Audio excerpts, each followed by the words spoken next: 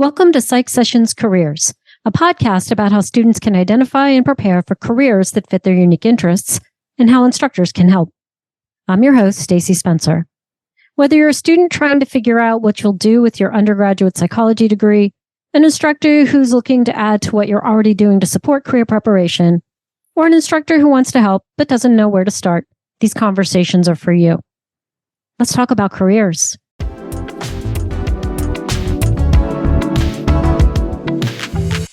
Hello, Dr. Tim Lawson. How are you? Hi, fine. Thanks for having me. I'm excited to talk with you today. Before we get into the conversation, I'd like to just get some background information about who you are. So where are you? At Mount St. Joseph University in Cincinnati. Okay. Cincinnati, Ohio. Cincinnati, Ohio. And your degree, your doctoral degree is in social psychology? Yes. Yep. And so with that degree, what are the kinds of courses that you teach? I teach our social psychology course, of course. I teach, we have a research sequence, Research 1, Research 2, that combines statistics and research methods. And then a senior thesis course after that all of our students are required to take. I teach intro psych. I have a course called Pseudoscience and the Paranormal, which is a really fun course. And I have one on social influence as well. Great. You've received many awards for your teaching excellence and for your scholarship. Yeah, I like listeners to know. I don't just pick someone off the street. You are highly recognized for the work that you do in the world of teaching, but also in scholarship in your area of research. Thank you. So tell me a little bit about your university. Tell me about, in general, is it a small, medium, large kind of school? And what are the student characteristics? It's a smaller liberal arts university, Catholic in orientation, although they don't, they don't require that of, students or faculty or any of the employees. So it's pretty accepting of different beliefs that way. It's about 2,000 students. We have a number of graduate programs. There's some, not within psychology, but around campus, we have some master's programs and doctoral. Usually they're in the applied fields like nursing, doctor of nursing practice. We have a new doctor of reading science in our education department. Masters of physician assistant, I should say. And also we have a doctor of physical therapy. So a good mix of stuff. Within our department, our students are mostly, first-time freshmen, traditional freshmen. We get mostly women in our program, some men here and there. Mostly from around the area, Indiana, Kentucky, Ohio. So it's fairly local. We have a really excellent co-op program at the university that we really try to utilize for our students a lot. So we have, within Cincinnati, we have some fantastic opportunities for students. I've got some students now doing a practicum with Cincinnati Children's Hospital and Medical Center, which was rated like the #1 children's hospital in the country. So it's just amazing. They can do co-ops there and practicum, and we've got a variety of other opportunities in like human resources, working with kids with developmental disabilities. So that's been a real great thing for us. Since we're going to be talking about careers, that's a good opportunity for students to kind of try out things to see if they like it. So how many majors do you have? We have, it varies. It's anywhere from 45 to 55 is kind of our norm right now. Years ago, we had a little bit more than that, but that's kind of where we tend to hover around that range. Is the co-op a requirement? Is it part of the curriculum or is it an option? It isn't. It's we have in our core curriculum that is required for all majors, we have an experiential learning requirement. They can use co-op for that, but they can also use other things like service learning. those sorts of things. So I want to say most of our students probably do a co-op at some point. Some of them don't. They choose service learning or other options. But we really kind of push the co-op idea to get students to get out there in the workforce, and they earn money at it, and also they get course credit for it. So and they get the experience of working. Like I mentioned, I've got a student right now in the practicum over at Children's Hospital this summer, and she's working in an area where they are doing diagnostic testing of kids with different developmental disabilities, and she's involved with seeing that process and scoring the measures and stuff like that. So she's realized that she really doesn't want to do that, which is good. Yes. But it's great experience to see how that works. She does want to go into clinical psychology eventually, so that'll be helpful for her. What's wonderful about those experiences, whether they be service learning, co-op, what most students think of in terms of internship or volunteer opportunities, all of those do provide the opportunity to sift through, what do I like, what do I not like? It takes the idea of work from the abstract to the real.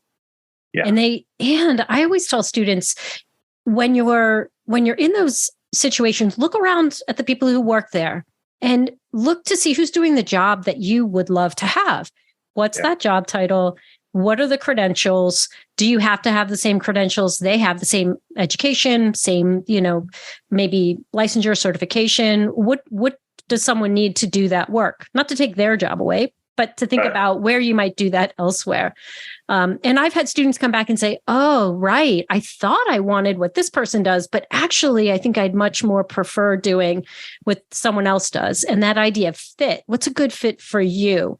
Your skills, your interests, your preferences, even just work preferences, because I don't know that students think a lot about just the basic characteristics of your day at work. Yeah. What's the schedule like? What are you doing in those hours that you're expected to be working? Are you sitting alone and thinking and working and generating something? Are you with others? Is it very social? Do you change tasks throughout the day?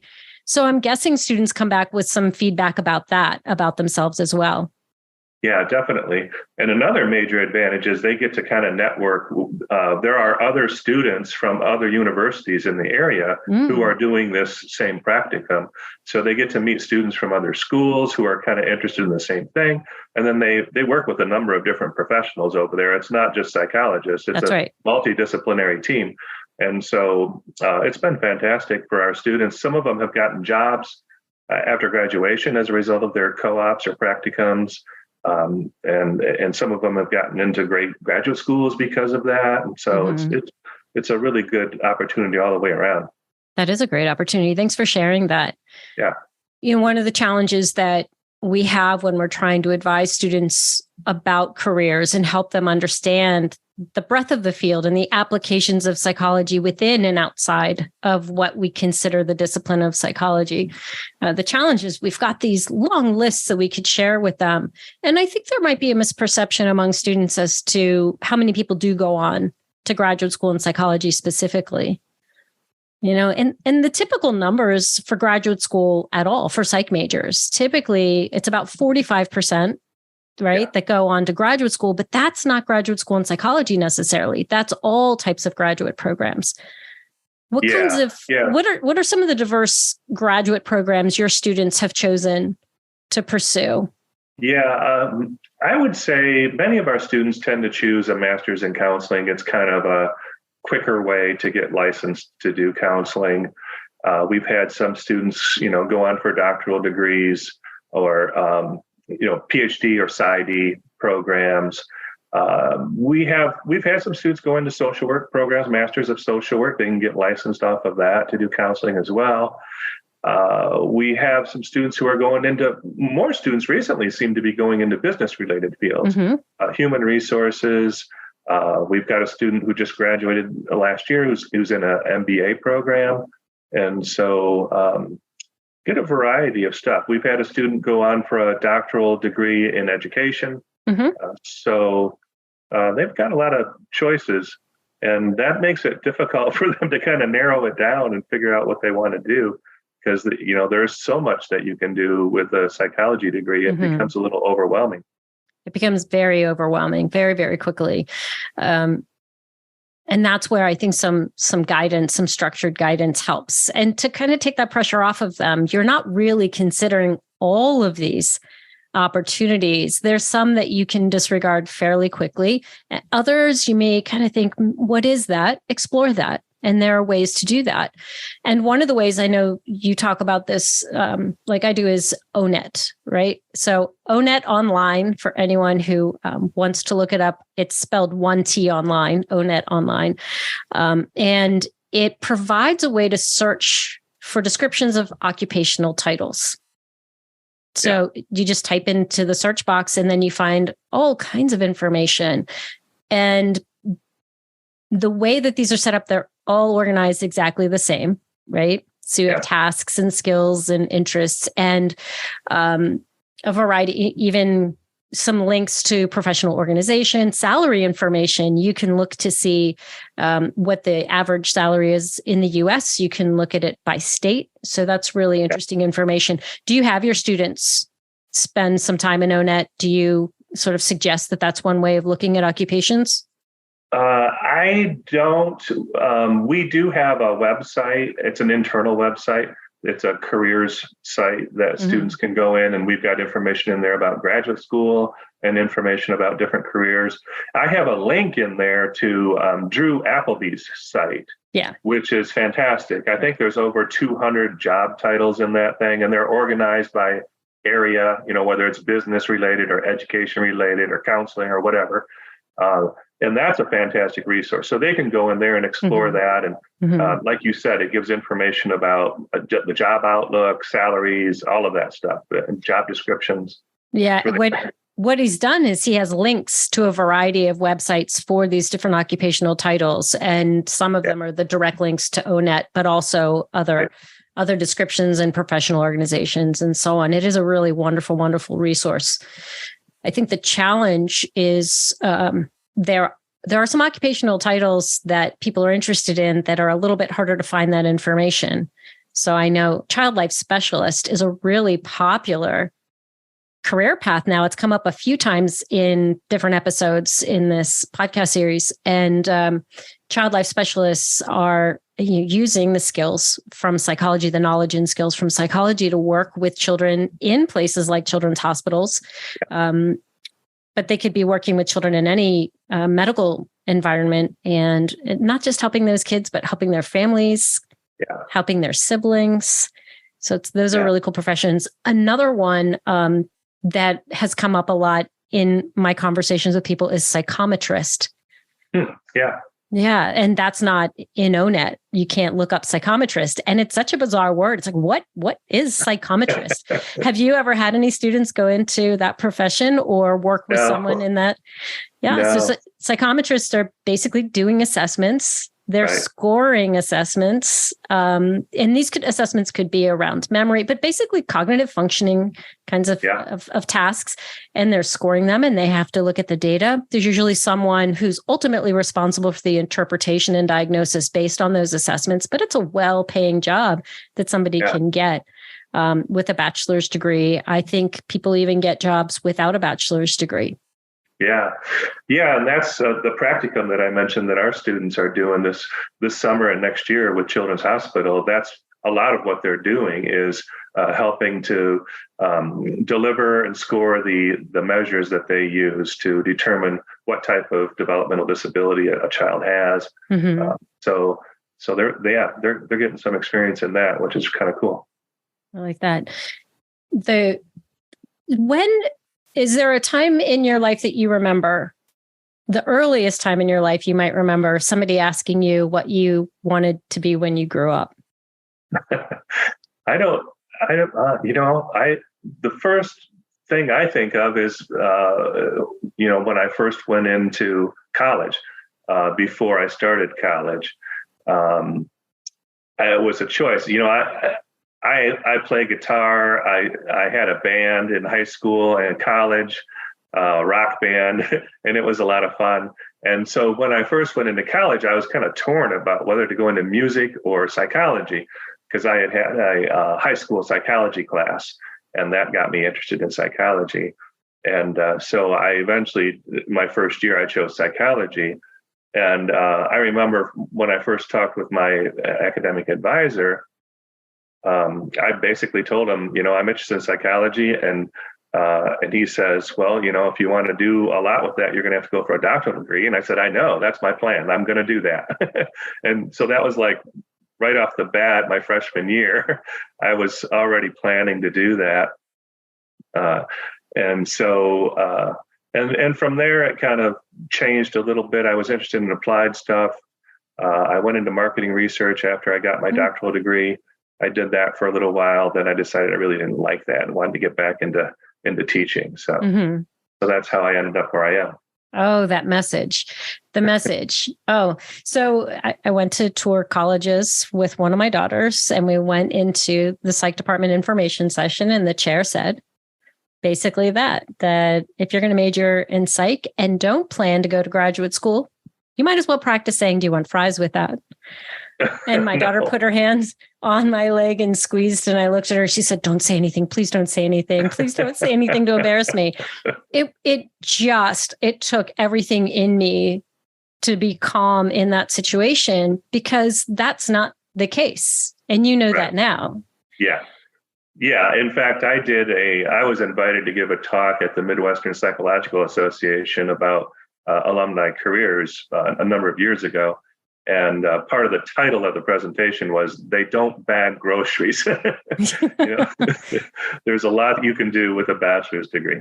Yes. It's so much. So let's talk about this alumni work that you've done. You have some really wonderful ways of connecting your students with alumni as a way of exploring a variety of career paths. And one of the things that's really great about this is, by including students with bachelor level jobs, we can start to detangle that occupational title from job titles, because they're very different. Even when we say psychometrist, the job title for that might be something that's a little more understandable. They may not use that term. So if a student's like, oh, I really want to do that work, and they start searching for psychometrist positions, they may not find them that way, because job titles don't follow any particular convention. They're at I shouldn't say whim, but they're at the discretion of the employer.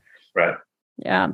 So tell me chronologically, sort of the things that you've done, when it began that you started including alumni, kind of what inspired you to do that, and then take me to the modern day.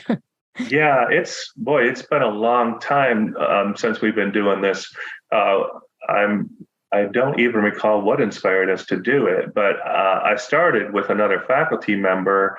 Back then we just developed a nice brochure. It's like a little brochure of our alumni, and it was very, we had a person who was more artistic than us design this brochure, and we went out and talked with some of our alumni, got profiles of their jobs, and we put it in this brochure that we would hand out to our students when we would do advising sessions with them. And we would also use it for events at the university with prospective students. Right. When they came in, we could hand them that and say, hey, here's what our students are doing, our alumni.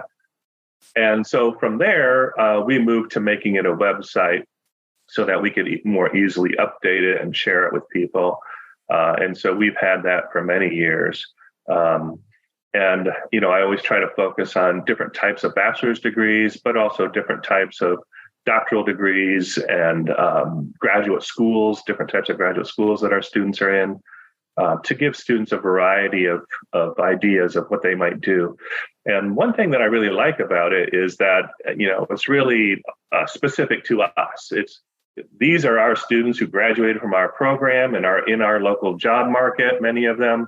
And so, and like you said, the job titles sometimes are kind of vague. So we include the job title, but we also give descriptions of what the students are doing on the job, and also what courses or other experiences at the Mount that they found useful for that particular job. So it's been really nice. It's something that we can show prospective students and parents when they come to visit the university, especially the parents who don't think you can do anything with a bachelor's degree in psychology. And we can say, well, look here, these are our students. This they've graduated. This is what they're doing with their degree. And it's pretty cool. I love that. I'm curious, what are some of the courses? Are there particular courses that they mention? What's interesting to me is they almost always mention our research courses. Yes, I'm so glad you said that. I have alumni come in. We'll talk a little bit more about what I do once you have a chance to talk about what you do. But I ask them the question, and I teach research methods. And so they often laugh, shake their head and say, yes, Dr. Spencer, research methods has turned out to be that. And everyone just laughs because, as you're going through it, you're thinking about the course in one way, but that they really get it and appreciate it when they're at their jobs is wonderful. So research methods, statistics as well, or is it just kind of combined for you that? Yeah, it's combined for us.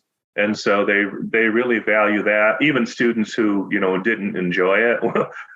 Many students may not enjoy those courses when they're at the university, but afterwards they really appreciate how much they learn from those courses and how it applies to their jobs. And some of it's kind of surprising. Actually, one of our students who graduated a few years ago became a sports reporter on a local TV station. And she said the research courses were really valuable for her because she's really got to know her stuff and do the background research. And that's been a really valuable tool for her. So it seems like no matter what occupation they go into, they always mention the research courses. And students who go into more clinical related jobs will say things like abnormal psych or counseling theories. But they almost always mention the research courses. Yeah. I love that. I mean, I hate to say I told you so to them, but man, it's so right there. But it makes me smile, and that they are making that connection on the other side. Because for me, and I say this often, the saddest thing would be for any of my students to leave the program, graduate, go into the world of work, and down the road say, yeah, I'm not using my degree in any way. And by having your alumni comment on that, it's already setting that mindset for your students who look at this information. Yeah. So you said you used to do it as a brochure. Now, what does it look like? Now it's a website. It's actually on our, we have a, internal server, internal website at our university. So we house it there, but on our external website that lists our major and the requirements for our major, we also have a link to it from there. So students can explore the careers there. Do you update it by taking people out, replacing them, or you just continue to add? Yeah, I usually try to update it every couple of years. Sometimes I'll swap some people out and put in other people, or sometimes I can just update, what the student's doing now. And so, we kind of update it that way. And then I'll also print out a copy of it. So when we have those sessions with prospective students, they can take a handout home and or I can show it to them if I meet with the parents and the student and they come in for a visit to the university. I can go through it with them and hand it to them. So that's how do you get that information to update your website? Well, that's a bit of a challenge. It's finding the students after they graduate is a bit of a challenge. And so we have a Facebook group that I started many years ago that we ask our students to join, and then we can kind of track them after they graduate. So I can send them a messenger message that way and ask them what they're doing. I also have students who connect with me through LinkedIn, and so I can keep track of them that way. Trying to think what else. Those are probably the two main ways that we keep in touch with them. Sometimes I'll contact our alumni office, ask them if they have any, new info about our graduates. But usually it's LinkedIn and Facebook is where I get most of my contacts. LinkedIn has worked out very, very well for me because you can private message people, and I ask them to connect with me, and they're excited to be a part of that. And so they respond pretty quickly when they get that message. They're excited they feel special about it. They're like, hey, I saw that helped me. Now I want to help somebody else. Yeah. And so it becomes this wonderful, reinforcing loop that I think, for me, at least, it's taken on a bit of a life of its own. I don't have to do much to manage it. I send the messages out and grade. And sometimes I know somebody's doing work, but they're not in LinkedIn. And so I'll connect with other students and say, hey, are you still in touch with? Now, I have a fairly small major as well. So I know every student who's graduating. And in advance, I check and make sure that we're connected. And if not, I give them one nudge and then I let them be, because I certainly don't require them to connect with me. Right. So then you do something else with your alumni. Tell me about the other things you do. Yeah, we do quite a few things, actually. The other sort of major yearly thing that we do is invite alumni back on campus. And so I'll invite maybe 6 different alumni and with different careers. And so we invite them during the lunch hour. They come back to campus. We invite all of our current students to come and see the alumni talk about their careers and give the students advice about things they should be doing now and what they found valuable when they were an undergrad. And so we've also begun using that as a recruiting tool. Also, we invite all of our prospective students who have visited from high school. And so, many of them can't do it it's usually on a Friday at noon, but some of them take the day off and come over and see that. They bring their parents, and it's really a fantastic thing. Not just for our current students, but also prospective students and others, because when the alumni get there and they're talking about their careers, they're also really praising our program. And they're like, this was fantastic. I did this co-op. It was a fantastic opportunity. Or I presented my senior thesis at a research conference. And they talk about, the courses that they enjoyed and the faculty that they really liked. And so it's really helps our current students say, hey, this is, I should stay in this program. Yeah. Yeah.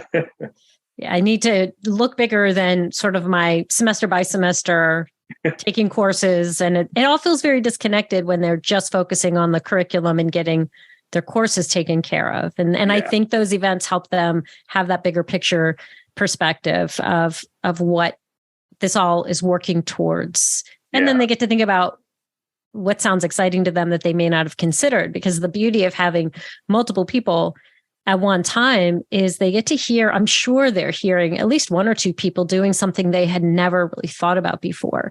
Yeah. And even if they don't choose that, it kind of wakes them up to the idea that there are options. And that's the first step, is there are options.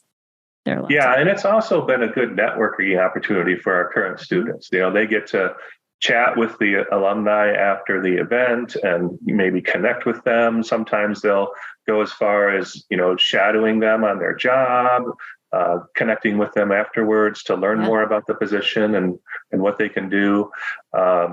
We've actually developed a database of alumni mentors, alumni who have indicated willingness to work with our current students. If one of our current students is interested in school psychology, for example, we can connect them with one of our graduates who is a school psychologist, is working in that field, and they can kind of, chat with each other and learn about the position and get advice from them. So how does that work? Do you just provide that information and the students connect directly, or do you introduce them via email? Do you kind of get in there and say, hey, this person's interested? Yeah, we usually introduce them by email. So the student usually will share it with our advisees. So if they express interest in a particular field, we'll say, hey, we have this alum who's in that field. If you want to connect with them, let me know and I'll introduce you, and you can go from there. Right. I think that piece is really important. So any listeners who are thinking about bringing in this alumni piece in this particular way, just giving students the list of who to connect isn't enough. They're often not comfortable with initiating, even though they've been told, no, this person is enthusiastic about it. Yeah. So tell me what happened during COVID then in terms of having these panels, these conversations. We continued them. We just moved it to Zoom. Mm-hmm. Yeah. And so that worked well too, because it actually gave us a chance to reach out to alums who aren't in our local area. Yeah. And so we could bring in people that couldn't possibly travel to campus. And so that was nice. Did you continue with that to some degree? Do you have anybody Zoom in and kind of they're on a screen, or did you go back to the way it was prior? We went back to in-person stuff for now. Although that's not a bad idea. We could do one in person and one on Zoom. We used to do two of them in the spring. This past year, we just did one in-person event. But it would be possible to do like an in-person event in February and a Zoom event in March with different people. So yeah. Before COVID, I do have a careers seminar series. You do not have a career course, right? You guys? We just developed it. Oh, okay. Yeah. Okay. One of our other faculty members, Dr. Tracy McDonough, is teaching a careers in psych course, and she has offered it. I think this was her second year that she offered it this year. It's a 1 credit hour course. She usually does it on like Wednesday, 12 to 1 when there's not many other classes.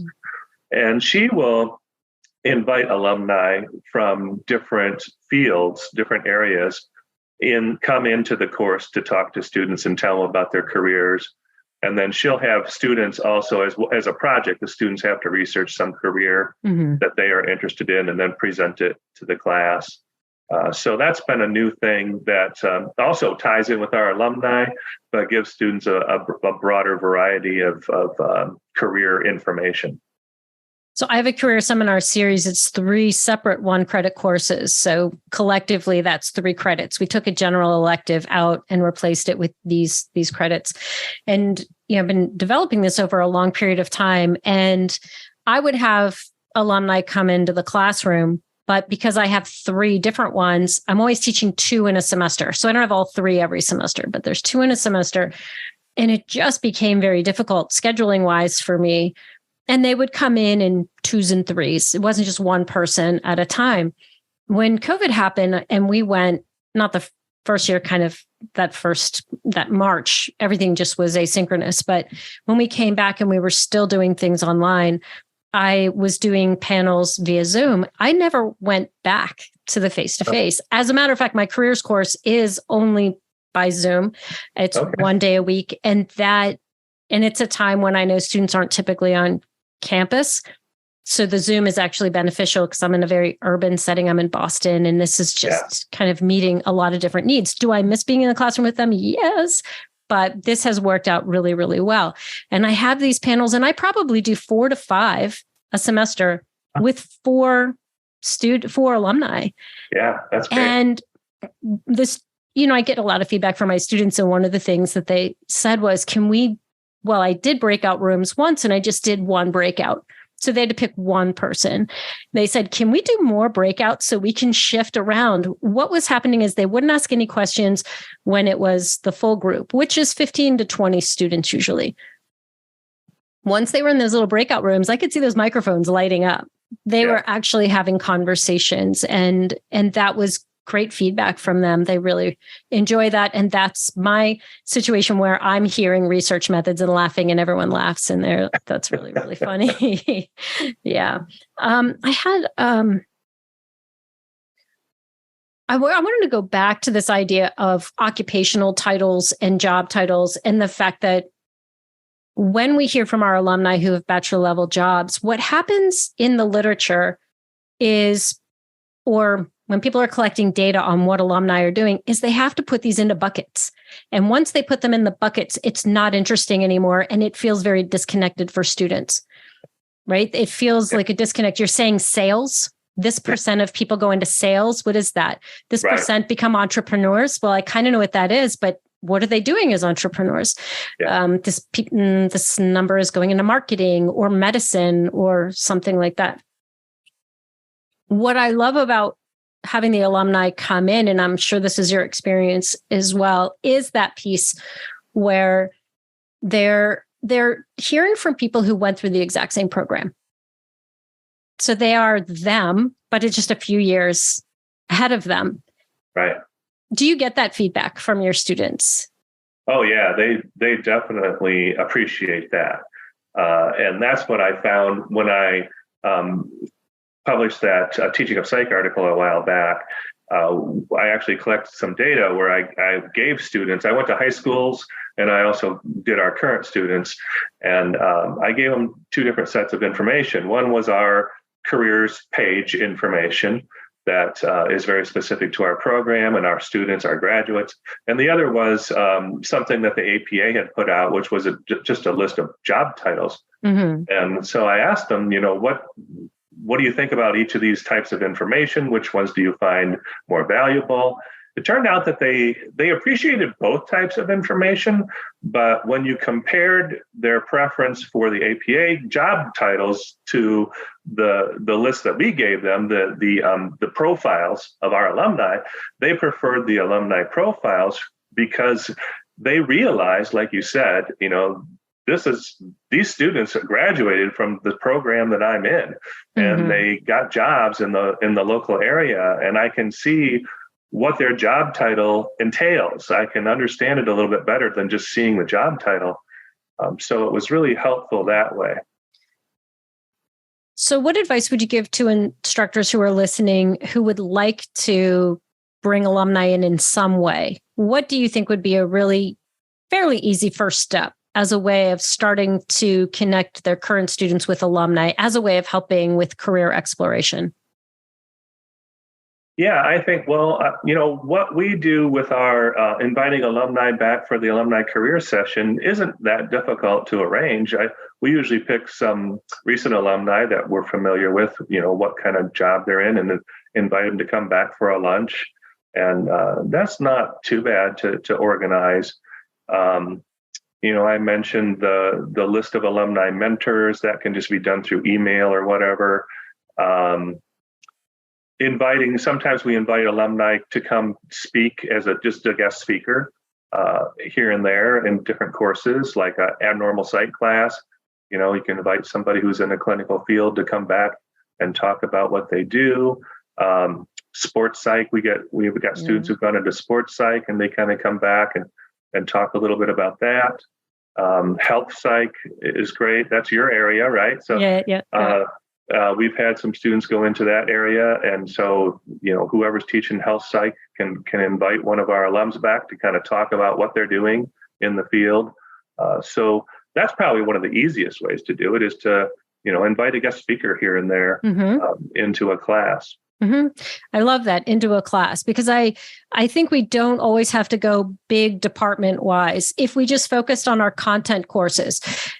And this is another thing I say a lot is, I think about when I was a student and I took a course, I'm like, oh my gosh, this topic really excites me. And then the next obvious thought is, well, what can I do with that? Yeah. And so if we could build that into courses, and one simple way to do it is the students you've stayed connected with who are doing something related to that coursework. Yeah. For research methods, it could even be all the people doing the diverse things that are saying this is valuable. But when people are on campus, taking advantage of taking a picture of them and writing a very short description of who they are. And sometimes I've put out a prompt for things like internships, describe the internship and tell me who would be a good fit for this. So instructors don't even have to write these. They just have to put out prompts and maybe do a little editing, but the brochure could be building itself over time with that kind of information. And just the key is always having the person with the time to keep it organized and updated. Right. But I think those two things can happen hand in hand, with the guests part first, and then using that time with them to generate content for something like a website. Yeah. Yeah. We're starting to use social media more to do stuff like that too. We have a, Instagram site that many of our current students are connected with that. And so that's something where you can just put up, here's so-and-so, they graduated last year, here's what they're doing, here's a description of, what they're doing, as just a brief post on Instagram. I love that. Yeah. That's brilliant. And for a careers course, I'm thinking of mine, I could assign my students to here are the most recent alum. How about you collect information about them, write it up, and then we will post that to an Instagram account. We'll just have a running thread of these. That would be amazing. Real simple. Yeah, that's interesting that you mentioned that, because this past semester, we just hired one of our undergraduates, one of our juniors, to post stuff on our Instagram site. And so we'll give them an assignment of, so-and-so just went and presented their research at a conference. We want you to write up something about this with photos and post it to our Instagram page. Yeah. And so you get the students to kind of do the work, and they enjoy that, but it's also informing the other students also about what's going on. Yeah, that's great. Like, I love brainstorming new ideas and things, because we have to evolve with time as well. Where are they consuming information? And going to the website is a lot different from clicking to an Instagram page, account where you can scroll through very quickly lots of different examples of people doing really wonderful things. Yeah. So let's talk about students who might be listening. If we have some undergraduates listening, what could they do without waiting for a faculty member to create an opportunity for them to connect with alumni? Yeah.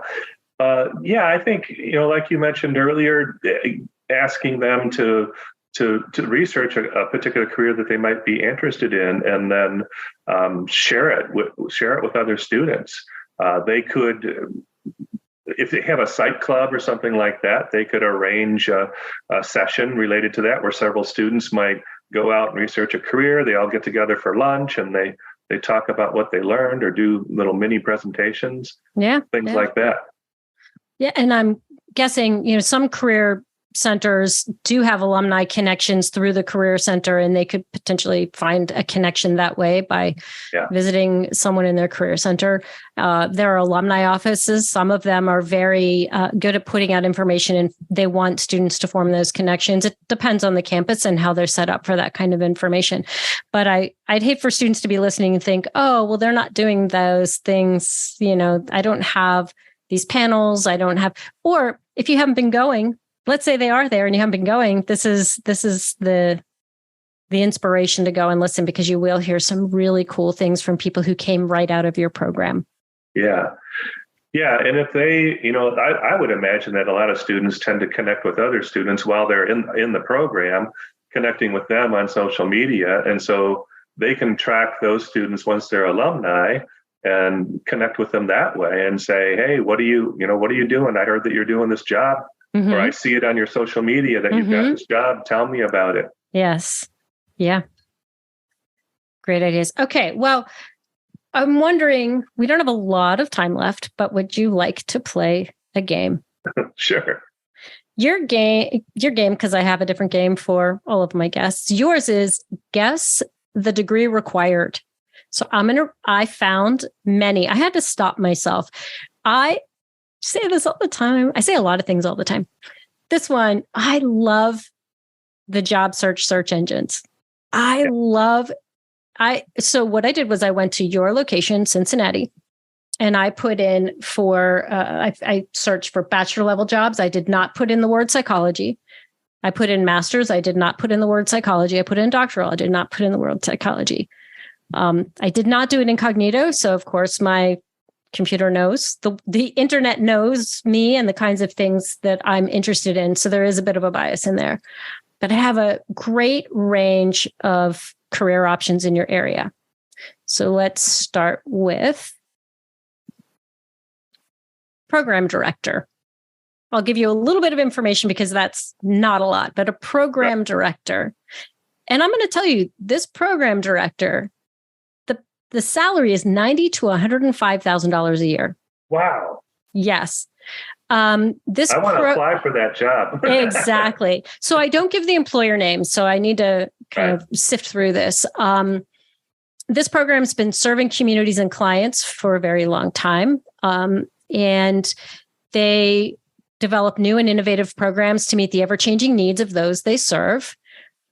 The person is responsible for providing administration coordination for program contracts while aggressively seeking the growth and expansion in the local market through relationships with key stakeholders, make public appearances and presentations as requested, work collaboratively with other programs within that organization, sign off on all required reports, submit regular reports to the CEO, Maintain ongoing contact with partner agencies through personal visits, phone calls. Trying to see, perform duties in all accordance with personnel policies. What do you think you need? What kind of a degree for that? I would guess a bachelor's degree. It's bachelor's or master's. Very good. Very good. So when you hear that, though, are you thinking psychology? What kinds of skills do you think someone brings from psychology to that? Yeah, I would think that would be a good psychology type of degree. Learning about, as a social psychologist, I know students learn a lot about, working with others, influencing others, collaborating with others, that sort of thing. Now, I will tell you the most important detail I left out, is they are committed. This organization is committed to doing what's best for children, youth, and their families. There you go. And there it is, right? They got the training and developmental psych also. Yeah. So bachelor's degrees. Now, it does have bachelor's or master's. And what students need to understand is that typically means master's preferred. So they would be looking for someone with some experience around it. But the bachelor's level person who does a co-op or an internship, they're graduating with some very valuable experience. The other thing I like to give as a tip is if you see a job description, even if you're not in a position to be searching for a job, look through job descriptions. And when you do, you find these employers and you approach them and you say, do you have something I could do now? Yeah. I'm not eligible yet, but I want to learn. I want to gain experience. So when a position comes up that I'm eligible for, I'm really ready and I have the experience you want. All right. Let's see. Outpatient therapist. Now, interestingly enough, the outpatient therapist makes between $52,000 and $76,000 a year. Okay. I don't know if that's a tip. Outpatient therapist. So, geez, I would hope that person would at least have a master's degree. They do. They do. It's a master's or doctoral degree. Yeah. And they want someone to have that degree in psychology, counseling, social work, or a related field. And they need to be licensed in whatever that field is that prepares them to be a therapist. This is an interesting point for students, is that you think you need to be a psychologist and go that doctoral route, but there are many master's level programs that will prepare you to be a therapist. So it's that decision comes around, what do I want to do in addition to the therapy? What are the other kinds of things that are interesting and important for my career? If you just focus on the word therapist and think psychologist, then that's really not exploring all the mental health professions. Yeah. Let's go with another one here. All right. Center for Teaching Excellence Director. Oh, goodness. There we go. Center for Teaching Excellence Director. I would say, boy, that's a good question. I would hope that they would want somebody with at least a master's degree, but I'm guessing they might accept a bachelor's. I don't know. No, it is master's or doctoral. Okay. Yeah. So teaching excellence, centers for teaching excellence are, students may not realize that they exist, but they are the centers that help your professors do a better job. So students who know something about how learning happens, what are the effect, how do we learn new things? How can we deliver information? How can we structure a course to set up students for success in their learning? Really great direction for someone who's interested in cognitive psychology. If they've taken courses in language and memory, all of that fits in there. Right. Yeah. And I mean, somebody with an education degree would probably be eligible for that as well. Mm-hmm. All right. Intake coordinator. This is a psychiatric intake coordinator. Yeah. They're responsible. I'm going to give you a bit of the description. They coordinate the triage and referral of infants, children and adolescents into appropriate psychiatric, developmental disabilities, or other services within a complex medical center. Yeah. I would say they would want somebody with a bachelor's degree, at least a bachelor's. Yeah, You can get that job with a bachelor's degree. Yeah. And what's interesting about the skills or the responsibilities, these individuals do assess patient needs. They need to make decisions. They need to provide specific referral options, and they deal with urgent situations. Or not all of the situations are urgent, but a lot of decision making in that, and a very important position. And yeah, you can do that with a bachelor's degree. Yeah, we actually have a student who is doing some of that work now as a current student in a co-op position. Mm-hmm, mm-hmm. So she's supervised by other people, but she's doing some of that work right now. And that's what she wants to do when she graduates. Great. Here's another one: talent management specialist. Talent management specialist. These are the kinds of job titles. Yeah. These are the job titles I absolutely love, because I think about kindergarten career day. A 5-6-year-old showing up and saying on career day, what do you want to be? I want to be a talent management specialist. And here's my outfit, right? Here's a picture of it. All right. Assist in the identification and tracking of measurements to determine overall effectiveness and financial impact of the talent management and DEI-B strategies and initiatives. Facilitate information sessions and train the trainer programs. Design and develop training tools, resources, and communications for talent management. I would say that sounds kind of like an HR position to me. I would say maybe at least a bachelor's degree with that. Mm-hmm. Bachelor's or master's. And interestingly enough, it when employers list potential degrees, majors, they often provide a variety, right? It's not just going to be one major is appropriate for this. In this case, I was surprised that they specifically identified IO psychology as a background that they would be interested in. Yeah. They were that precise in the description to say IO psychology, industrial and organizational psychology, for those of you who aren't familiar with what IO stands for. Yeah. So they'd want somebody with at least a master's for that. Okay. I like this one. Assistant laboratory director. Oh boy. I would say bachelor's with that, maybe less. Because of the word assistant. Yeah. Right? It's doctoral level. What? Exactly. Again, making the point that the job title really doesn't communicate exactly what the responsibilities might be. And when you use assistant is most often used, in my experience, for things that are supporting somebody else and supporting them with a bachelor's degree, maybe an associate's degree, maybe a master's degree. But in this case, a laboratory director assistant, that really surprised me. This is a doctoral level job. So this is much more highly trained in the world of research. Yeah. Yeah. Yeah, the job title doesn't communicate the responsibility. I was excited to see something that I knew. I knew that one would throw you because it threw me as well. I'm going to find just one more. A learning consultant. Oh, I just lost it. A learning consultant. I'll give you some of the details. Okay. This person collaborates with the subject matter experts to design and develop interactive e-learning courses and materials. This person applies adult learning theory principles to ensure the effectiveness and engagement of the learning content.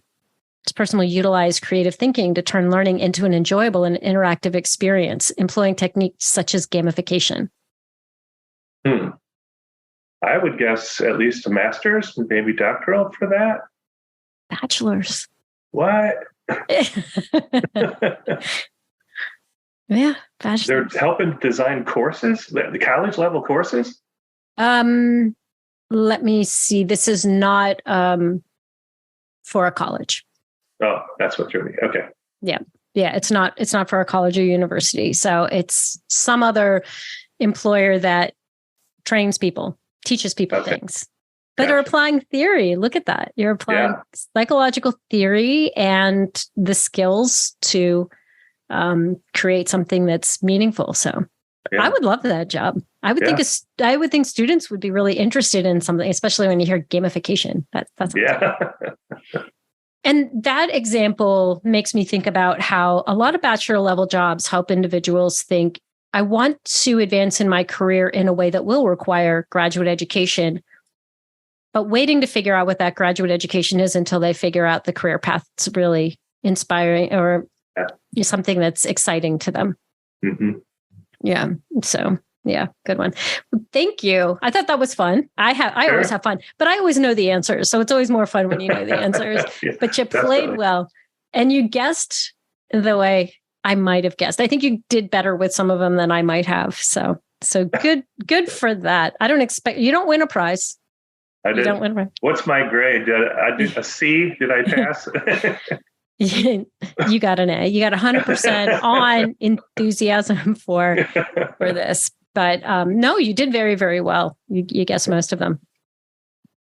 So thank you. I'm excited for people to be thinking about the ways that they might be able to include their alumni. And I think it also should motivate instructors to be staying in touch with the students that move on, not just the ones that are going to reach back for a recommendation or a reference, but be a little bit more proactive in finding those students who are doing things related, even if it's just to your content area, So I have this dream that students would have an opportunity in every content course to be thinking about career opportunities in that content area and see the breadth and applications and think beyond psychology. And that's my dream. I hope people listening will help me in achieving that dream just a little bit. Anything else you'd like to say before we say goodbye?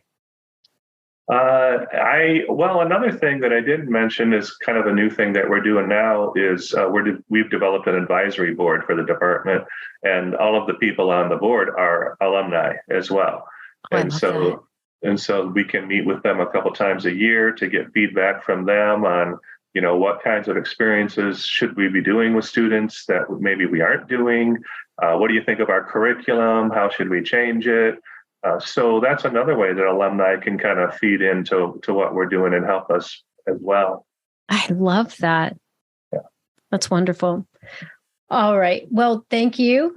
And I look forward to talking with you again. Yeah. Thank you so much.